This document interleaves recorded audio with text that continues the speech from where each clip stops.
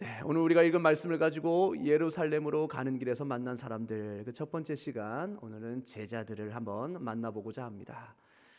오늘 사순절, 우리 사순절 기간이죠. 3월 5일부터 제 수요일이라고 해서 부활절 그 전날까지 우리가 사순절을 지킵니다. 근데 이 사순절은 사실은 원래 카톨릭 전통입니다. 카톨릭에서 나온 겁니다. 그래서 개혁주의 신앙을 가진 우리 교회는 굳이 그렇게 꼭 지키지는 않지만, 그러나 고난 주간을 앞두고 닥쳐서 그렇게 고난을 묵상하고 억지로 묵상하기보다 십자가의 길을 걸어가시는 그 여정을 함께함을 통하여서 우리가 그 고난의 의미와 또 부활의 감격을 더 깊게 느낄 수 있지 않겠습니까? 그래서 그런 의미에서 오늘 우리는 그 예수님과 함께 예루살렘 길을 함께 걸어보고자 합니다. 여러분, 예루살렘으로 가는 길, 마가복음의 특징은 길이라는 주제가 자주 등장합니다. 길에서라는 말이 자주 등장합니다. 특별히 오늘 본문에도 길에서라고 27절에서 표현을 하고 있죠. 그리고 계속해서 예루살렘으로 가는 그 길에서 일어난 사건들, 또 그리고 그 길에서 만난 사람들, 그 이야기들을 계속 소개해주고 있습니다. 우리가 읽은 이 본문의 앞 문맥에서는 갈릴리 사역을 중심으로 이야기합니다. 예수님께서 북쪽 지역 저 갈릴리에서 이적을 행하시고 기적을 베푸시고 또 병자들을 치유하시고 귀신들을 쫓아내시고 그와 함께 천국 복음을 전파하시는 그 이야기들이 쭉 나오죠. 그래서 예수님의 그 메시아이심을 모두 드러내는 그런 일들이 많이 나옵니다. 자, 그리고 오늘 본문부터는 그 갈릴리 사역이 마무리되고 이제 예루살렘으로 향하시는 그 발걸음이 소개되고 있습니다. 자, 그렇다면 예루살렘으로 가는 길은 어떤 길입니까? 예루살렘에 왜 가시죠? 공생의 사역 3년을 이제 감당하시고 마지막 예루살렘 그 길을 발걸음을 떼십니다. 여러분, 예루살렘에 뭐가 기다리고 있습니까? 십자가가 기다리고 있는 거죠. 그러니까 예루살렘으로 가는 길은 바로 십자가를 지러 가시는 길입니다. 여러분, 예루살렘에는 누가 있습니까? 대제사장이 있습니다. 대제사장, 그리고 장로들, 그리고 서기관들, 바리새인들이 많죠. 그들이 어떻게 하면 예수를 죽일고 늘 의논하던 사람이었습니다. 다 모두가 지금 예수를 따르고 자기가 누렸던 그 종교 지도자들의 그 기득권이 점점 예수님에게 뺏겨가자 시기가 질투가 난 거죠. 눈에 까십니다, 예수가. 그래서 저 예수를 어떻게 하면 죽일 수 있을까? 어떻게 하면 꼬투리를 잡아서 죽일 수 있을까? 늘 그걸 의논하던 사람들이 바로 예루살렘에 포진해 있던 종교 지도자들이었습니다. 예수님은 그걸 아셨습니다. 그럼에도 불구하고 그 길을, 예루살렘의 길을 묵묵히 걸어가셨습니다. 여러분, 왜 그렇습니까? 왜 알면서도 예루살렘으로 가셨을까요? 왜냐하면 이를 위해 오셨기 때문입니다. 예수님께서는 십자가를 지시러 이 땅에 오셨기 때문이죠. 그 사명을 감당하기 위해서 가신 것입니다. 우리의 모든 죄를 대신 지시고 하나님을 대역하고 하나님을 반역하고 하나님을 무시하고 하나님을 대적한 모든 죄, 그리고 그 죄를 그 죄의 값을 우리가 받아야 되지만 그 죄의 값을 대신 받으시고 우리를 죄에서 속량하시기 위해서 이 땅에 오시고 그 예루살렘 길을 걸어가신 것이죠. 여러분, 이렇듯 예루살렘으로 가는 길은 바로 십자가의 길입니다.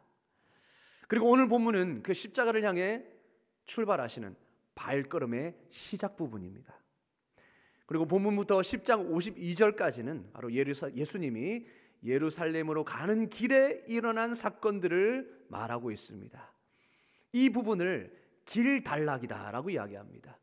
그러니까 오늘 우리 본문부터 10장 52절까지를 길단락으로 소개합니다. 왜냐?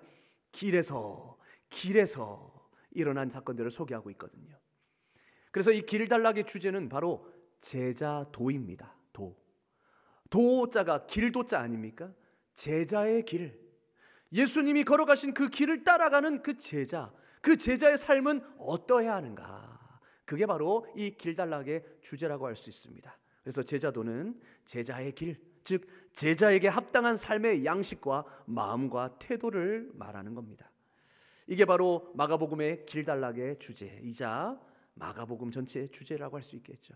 십자가의 길을 걸어가시는 예수님, 그리고 그 길에서 만난 여러 사람들의 이야기를 통해 참된 제자가 누구이며 참된 제자의 길이 무엇인지를 말씀해 주고 있는 것입니다.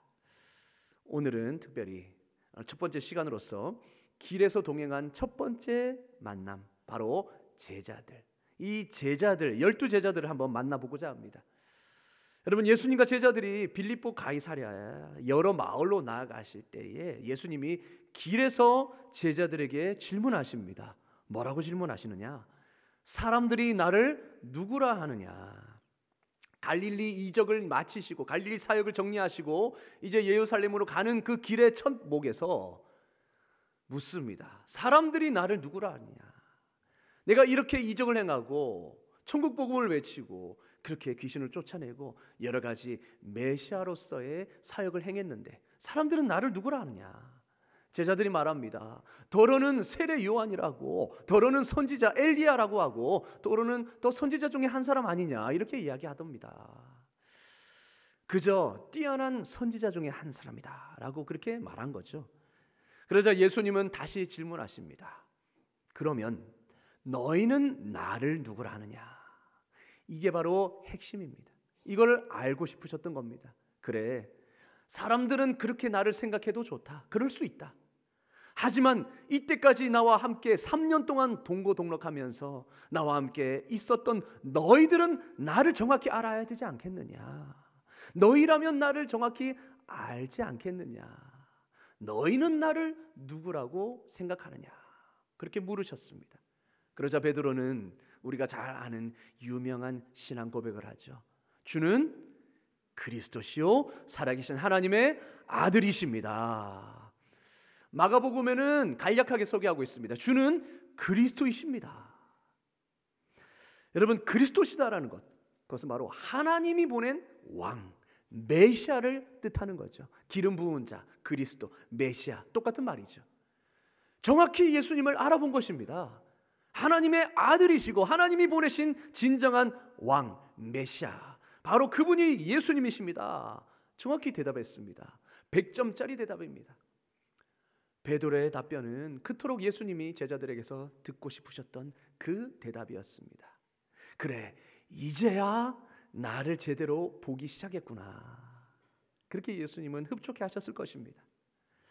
자, 예수님은 베드로의 이 고백을 들으시고는 드디어 자신이 이 땅에 오신 진짜 목적을 말씀하십니다. 그게 31절 말씀입니다. 31절 다 같이 읽겠습니다. 시작. 인자가 많은 고난을 받고 장로들과 대제사장들과 서기관들에게 버림받아 죽임을 당하고 사흘 만에 살아나야 할 것을 비로소 그들에게 가르치시되. 아멘. 비로소, 이 베드로의 신앙 고백이 있은 후부터 비로소 드러내 보이셨습니다. 예수님이 메시아로서 이 땅에 오신 목적이 고난을 당하시고 내 죄, 내가 받아야 할 그 고난을 대신 당하시고 내가 받아야 할, 사탄으로부터 받아야 할 모욕들을 대신 받으시고 십자가에서 죽으시고 다시 부활하셔서 우리에게 생명을 주시고자 하는 구원 사역을 이루고자 하시는 그것임을 말씀해 주고 있는 겁니다. 그런데 문제는 우리는 이미 예수님의 목적을 알지만 제자들은, 그 당시의 제자들은 그 사실을 하나도 몰랐다는 겁니다. 여러분, 이 예수님의 사역은 제자들이 생각했던 그것과 너무나 달랐습니다. 제자들은 로마의 압제에서 자신을 해방시켜줄 그 메시아로서 예수님을 바라보았습니다. 제자들이 곁에서 그분의 능력과 기사를 보니, 그리고 하시는 말씀을 보니, 야, 이거는 사람이 아니다, 그냥 선지자가 아니라 진짜 하나님의 아들이다, 이분이야말로 우리를 로마의 압제에서 해방시켜줄 진정한 메시아이시다 확신했던 겁니다. 그래서 그 메시아에게 전부를 걸었습니다. 인생을 걸었습니다. 그래서 잔뜩 기대에 부풀었습니다. 그분이 이제 왕이 되셔서 이스라엘을 다스릴 그날을 잔뜩 기대했습니다. 그런데 웬걸? 그런 분이 고난을 받으시고 장로들과 서기관과 대제사장에게 죽임을 당한다니. 죽음이라는 것은 제자들에게 있어서는 없던 단어였습니다. 메시아가 죽는다니 말도 안 되는 소리였습니다. 베드로의 입장에서 예수님이 죽임당하는 것은 절대로 일어나서는 안 되는 일이었습니다. 왜냐? 자기가 꿈꾸던 꿈이 산산조각 나는 것을 의미했기 때문이죠. 그러자 베드로가 예수님을 붙들고 항변합니다. 주님, 안 됩니다. 그럴 수 없습니다. 그런 일이 일어나서는 안 됩니다. 항변한다. 여러분, 항변했다고 말하는데 항변한다는 말은 꾸짖다라는 말입니다. 베드로가 지금 예수님을 꾸짖습니다. 마치 어린아이가 생각 없이 내뱉은 그 말에 대해서 부모가 꾸짖듯이 지금 베드로가 예수님을 꾸짖고 항변하는 겁니다. 안 됩니다, 주님. 그런 일은 일어나서는 안 됩니다. 물론 예수님에 대한 의리, 이게 하나님의 일이라 생각하고 그렇게 말했던 거겠죠. 그런데 웬일입니까? 예수님은 베드로를 향해서 너무나 심한 말을 하십니다. 사탄아, 내 뒤로 물러가라. 네가 지금 하나님의 일을 생각하지 아니하고 사람의 일을 생각하는도다. 여러분, 좀 전까지만 해도 예수님에 대해서 100점짜리 고백을 했던 이 베드로에게 너무 심한 말 아닙니까? 사탄이라니요. 근데 그런 말을 하실 만도 합니다. 왜냐? 베드로가 지금 사탄이 할직한 말을 했거든요. 여러분, 십자가를 지지 못하도록 사탄이 광야에서 3번이나 예수님을 유혹합니다. 예수님이 십자가를 지러 이 땅에 오셨다는 것을 사탄은 너무나 알았기 때문에, 잘 알았기 때문에 그것을 하지 못하도록 어떻게 유혹합니까? 야, 그렇게 살 필요 있어? 야, 네가 하나님의 아들이잖아. 그렇게 살 필요 있어? 좀 더 편한 길이 있잖아. 나한테 고개만 한 번만 끄덕 하면 내가 이 땅에서 너희가 진짜 왕으로 호의호식하게 만들어줄게.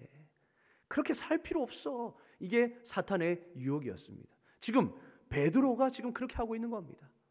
주님, 왕이 되셔야죠. 죽다니요. 베드로는 예수님을 너무나 잘 알았습니다. 그분이 하나님의 아들이시고 메시아이심을 말입니다. 고백도 너무나 훌륭했습니다. 100점짜리 대답이었습니다. 근데 문제는 거기까지였던 거죠. 거기까지였던 겁니다. 입술로는 훌륭하게 고백했지만 정작 삶으로는 예수님의 길을 부인했습니다. 말 따로 삶 따로, 바로 이거죠. 베드로가 이랬습니다. 말은 잘했지만, 입술의 고백은 잘했지만 삶이 받쳐주지 못했습니다. 이게 바로 베드로였고 이게 제자들의 모습이었습니다. 동시에 이게 바로 우리의 자화상이기도 합니다. 제가 주변에서 많이 들었던 말이 있습니다. 목회자 후보생들이 때로는 절망하면서 저에게 와서 이야기를 하는데요. 이런 일을 겪었어요. 이제 연애하는 자매가 있었는데 이제 인사드리러 부모님께 갔는데 그 이제 사귀는 여자친구의 부모님이 내 딸 목회자에게 시집 못 보내네. 네, 이렇게 말한다는 거예요.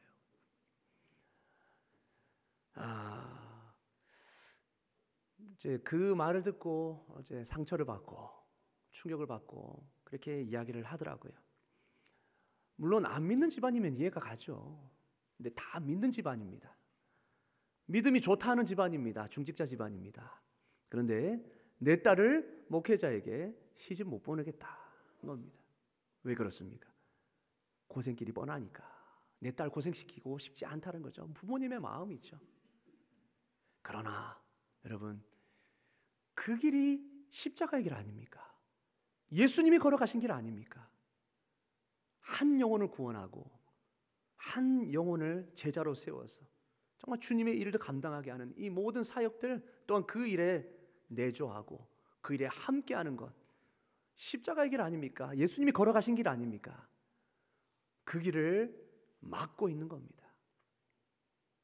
내 딸 그리로 못 보내네. 여러분, 우리는 말은 번지르르 하죠. 정말 주님이 부르시면 어디든지 가겠습니다. 그러나 정작 자녀가 그 길을 간다고 하면 도시락 싸들고 말립니다. 다시 한번 생각해봐라. 야, 그 길만 있는 게 아니다. 얼마든지 평신도 사역하면서 예수님이 하나님이 할 수 있어. 다시 한번 생각해봐. 여러분, 우리 말과 우리의 삶이 어찌 일이 다른지요. 물론 저도 마찬가지입니다.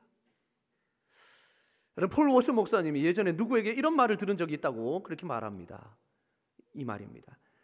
그리스도인들은 종으로 부름받고 싶다고 말하지만 정작 종으로 취급받는 것은 죽어도 싫어합니다. 종으로 부름받고 싶다. 종으로 섬기고 싶습니다. 언제든지 불러주십시오. 섬기고 싶습니다. 그러나 정작 자신이 종으로 취급받는 것은 죽어도 싫다는 겁니다. 죽어도 싫어한다는 겁니다. 여러분, 우리가 섬기는 가운데 때로는 무시당하고 때로는 그런 취급당할 수 있죠. 그럼 우리는 상처받습니다. 그 길을 몰라서 우리가 갔습니까? 알면서 갔지만 정작 그러한 무시와 멸시를 당했을 때에 우리는 참 많이 상처받고 힘들어하죠. 죽기보다 싫어하죠. 야, 내가 이 말을 들으면서까지 이거 할 필요 있냐? 안 한다. 그렇게 하죠. 우리의 삶이 이 베드로와 같다는 겁니다. 말 따로, 삶 따로. 따로 국밥이죠. 네, 따로 국밥입니다. 국 따로, 밥 따로, 말 따로, 신앙 따로. 한마디로 언행 불일치, 신행 불일치. 이게 바로 우리 그리스도인의 현실이자 딜레마입니다. 우리는 예수님이 예루살렘으로 가는 그 첫 발걸음에서 이러한 제자들을 만나게 됩니다. 또한 이 제자들의 모습 속에서 우리의 모습을 발견하게 됩니다. 이에 예수님은 제자들에게 참된 제자도에 대해 말씀하십니다. 참된 제자도, 예수님을 따르는 삶이란 무엇인가? 바로 34절 35절 말씀입니다. 다 같이 한번 읽어보겠습니다. 시작. 무리와 자기를 부인하고 자기 십자가를 지고 나를 따를 것이니라. 누구든지 자기 목숨을 구원하고자 하면 잃을 것이요 누구든지 나와 복음을 위하여 자기 목숨을 잃으면 구원하리라. 아멘. 누구든지 나를 따라오려거든 자기를 부인하고 자기 십자가를 지고 나를 따를 것이니라. 여러분, 제자는 주님을 따르는 사람입니다. 주님이 가시는 길을 같이 가는 사람입니다. 그리스도인은 예수님을 따르는 사람입니다. 예수님을 따르는 삶이란 어떤 삶입니까? 그 길을 같이 가는 겁니다. 묵묵히. 예수님은 지금 예루살렘으로 가고 계시죠. 예루살렘으로 가는 길은 십자가를 지러 가는 길입니다. 예수님을 따르러 가는 것은 따른다 하는 것은 예수님이 십자가를 지시러 가는 길을 나도 묵묵히 군말 없이 따라가는 것입니다. 주님이 그 길을 걸어가시기에 나도 따라가는 겁니다. 여러분, 왜 할 말이 없겠습니까? 베드로처럼 주님, 다른 길도 있잖아요. 다른 길도 있잖아요. 저 갈릴리로 가면 안 될까요? 하지만 그건 주님을 따르는 게 아니죠. 주님을 따른다는 것은 나도 할 말이 있지만 주님의 더 큰 뜻을 신뢰하면서 묵묵히 자기 주장을 내려놓고 예수님이 가신 길을 따라가는 것입니다. 잠잠히 묵묵히. 왜 이 길을 가시지? 할 말이 있죠. 내가 보기에는 이 길이 더 좋은 것 같고 이 길이 진짜 맞는 것 같은데, 그러나 그럼에도 예수님이 걸어가시기 때문에 이 길이야말로 진짜 길이겠구나 신뢰하면서 묵묵히 따라가는 것입니다. 그래서 예수님은 누구든지 나를 따라오려거든 자기를 부인하고 자기 십자가를 지고 나를 따를 것이니라 말씀하신 겁니다. 여러분, 제자의 길은 자기를 부인하는 것, 자기 십자가를 지는 것입니다. 자기 십자가를 진다라는 것은 여러분, 당시에 반란을 일으키고 로마의 제국에 대해서 대항하고 반란을 일으킨 자들, 한마디로 반역자들을 줄줄이 사형장으로 그렇게 처형장으로 이끌어갔죠. 그래서 그들은 모두 십자가를 지고 처형장으로 끌려갔습니다. 그 모습을 형상한 것입니다. 한마디로 십자가를 왜 집니까? 죽으러 가는 겁니다. 죽으러 가는 겁니다. 그러니까 자기 십자가를 지고 나를 따르라, 이 말은 자기를 부인하고 자기를 죽이고 나를 따르라는 겁니다. 여러분, 제자도는 바로 이것입니다. 참된 제자의 길은 바로 이것입니다. 자기를 부인하는 것입니다. 내 뜻은 있지만, 내 할 말이 있지만 주님이 그렇게 말씀하시니까 묵묵히 가는 것입니다.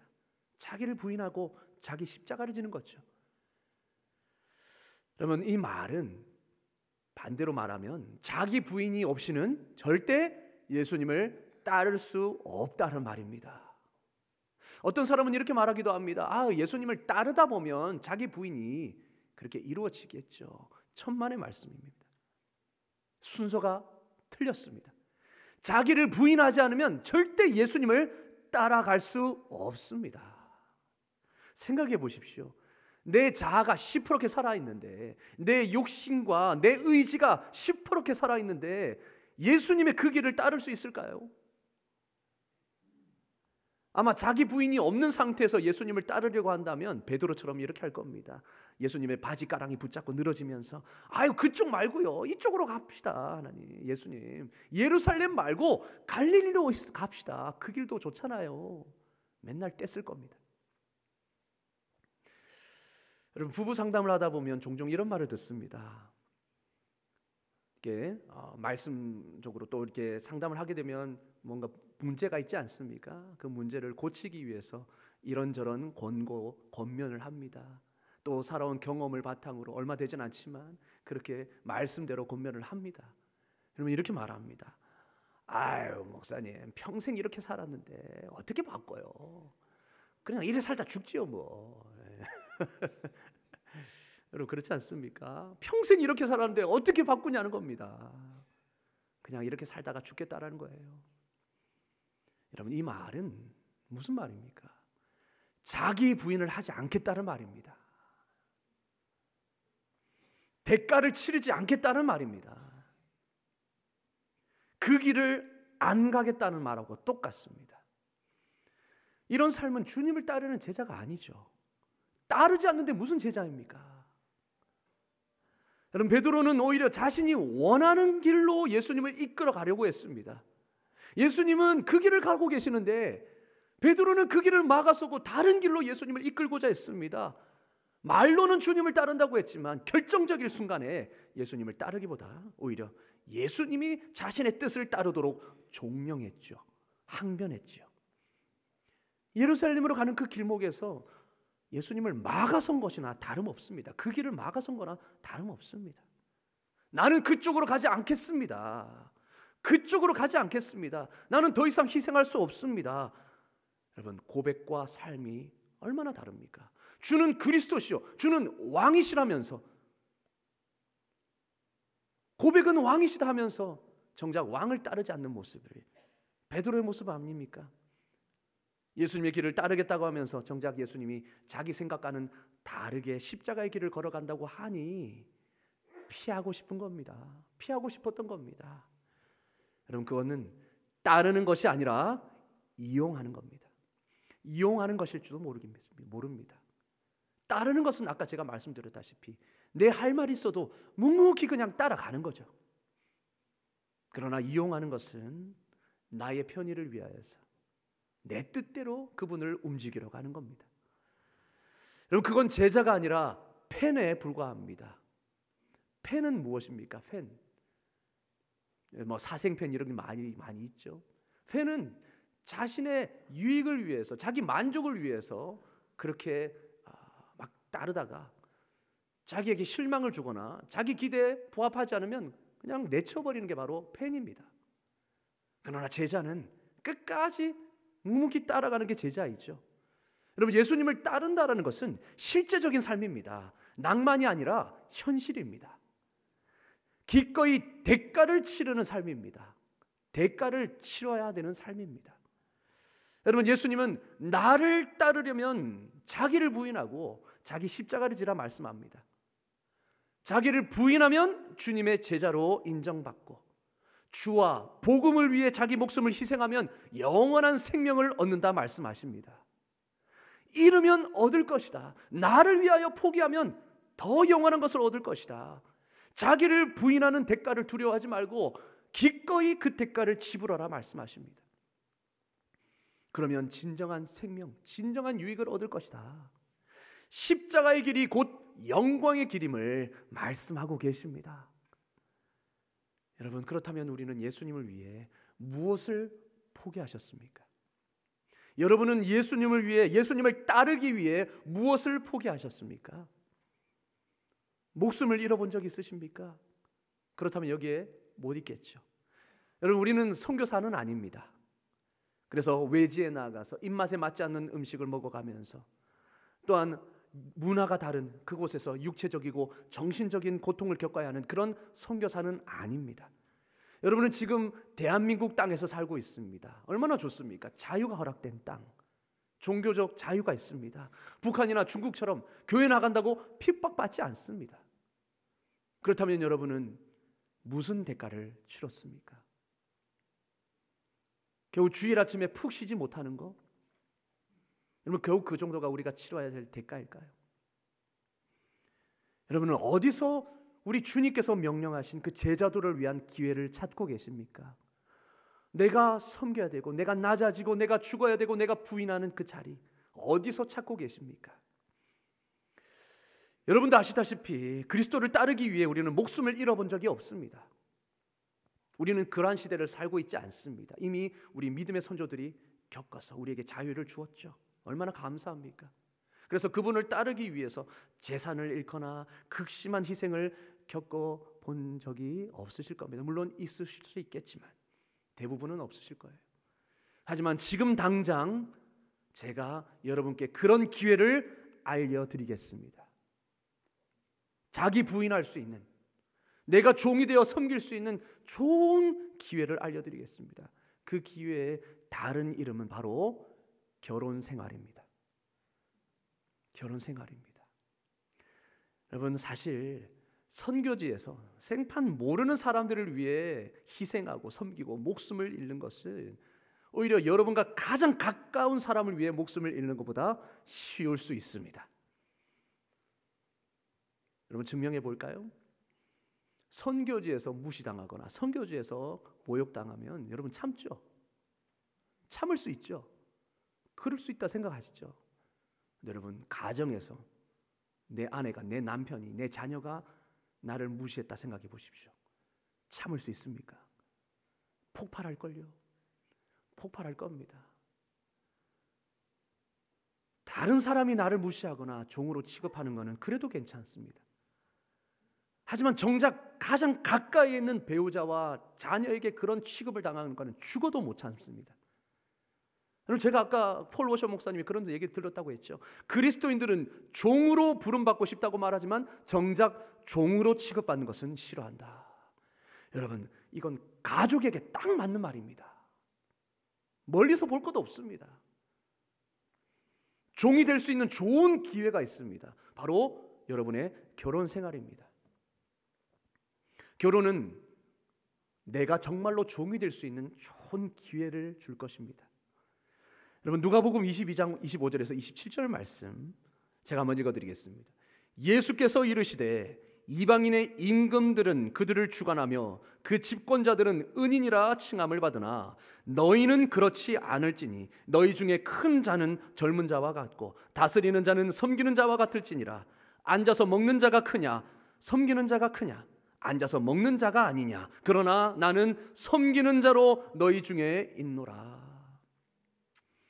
여러분, 이 말씀을 우리 가족에게 한번 대입해 보자는 겁니다. 우리 가정에 먼저 대입해 보자는 거죠. 가정의 가장 큰 자가 누구입니까? 가장이겠죠.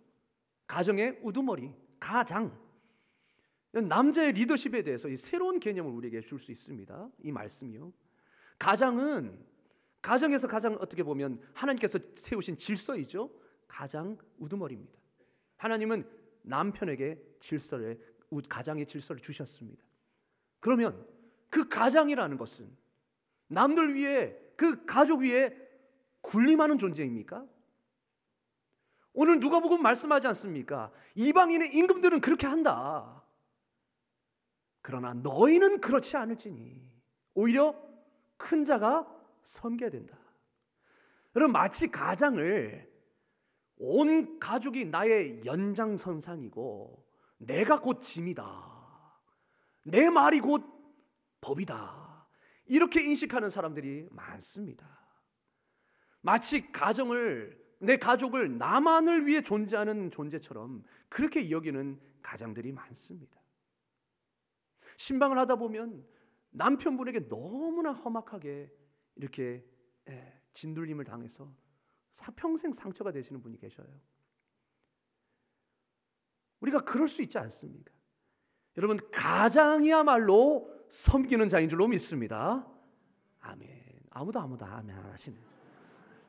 남편분들 아무도 아멘 안 하시네요.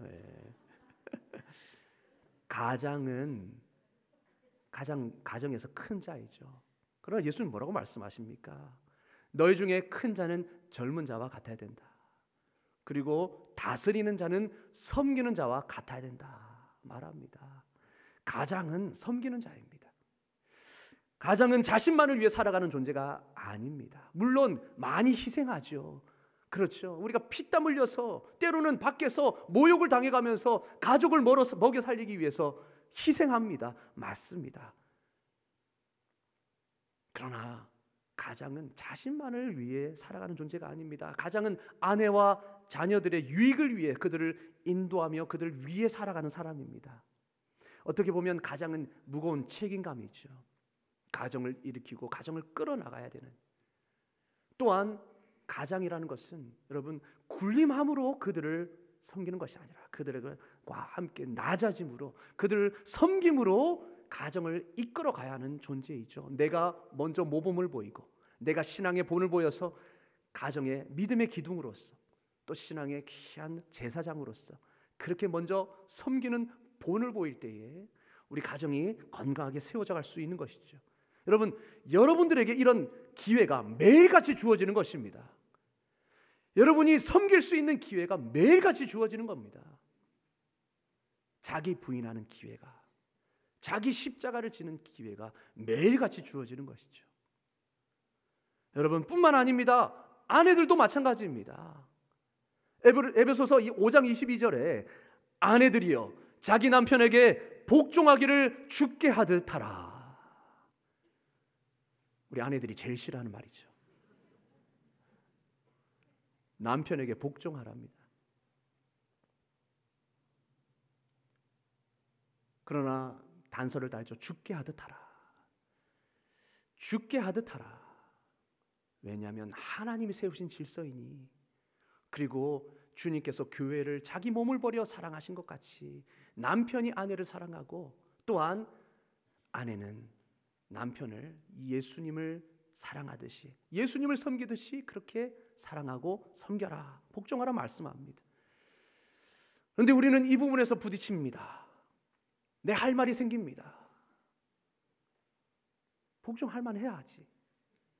존경해야 할 만 해야지. 모범을 좀 보여보소. 내가 안 따르나. 할 말이 있습니다. 그렇죠. 그러나 예수님을 따른다는 것은 무엇입니까? 할 말이 있어도 그 길을 묵묵히 걸어가는 겁니다. 여러분, 입술로는 우리가 종으로 부름받고 싶다라고 말하지만 정작 종으로 취급받는 것은 죽어도 싫어하는 우리의 모습이 바로 이 부분에서 나타나지 않습니까?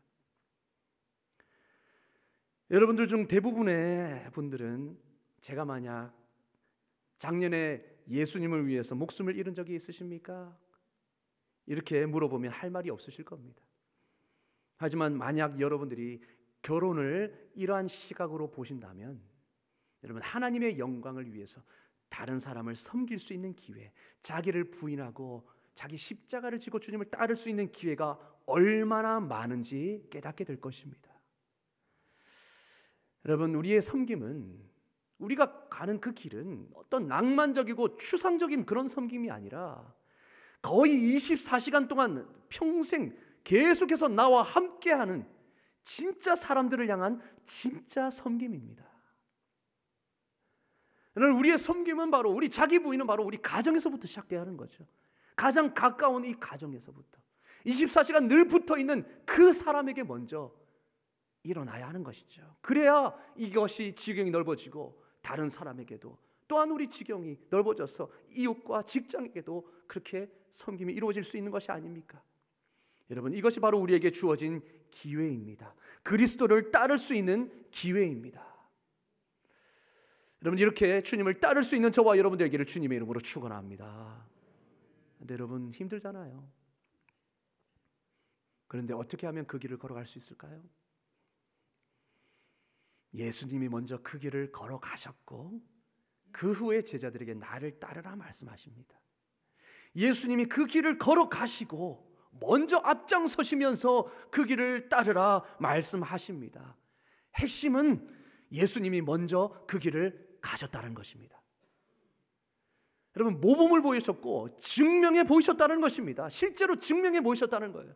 십자가의 길이야말로 진짜 영광의 길이고 생명의 길이다.